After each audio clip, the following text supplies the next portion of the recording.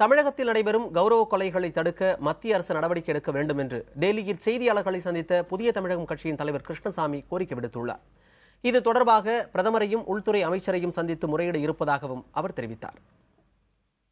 தமிழ்நாட்டில் கடந்த 2 வருடத்தில் 100க்கும் மேற்பட்ட கௌரவ கொலைகள் நடைபெற்ற பின்னரும் கூட இந்திய அரசு ஏன் ஒரு தனி சிறப்பு குழுவை அனுப்பி இதை தடுப்பதற்கோ அல்லது இதற்கு ஆய்வு செய்வதற்கோ நடவடிக்கை எடுக்கவில்லையே என்பது என்னுடைய கேள்வி. எனவே உள்துறை அமைச்சர் அவர்கள் உடனடியாக ஒரு குழுவை அனுப்பி ஆய்வு செய்யணும். நான் விரைவில் இது குறித்து பிரதமர் அவர்களையும் உள்துறை அமைச்சர்களையும் சந்தித்து பட்டியலோடு சந்திக்கவிருக்கிறேன்.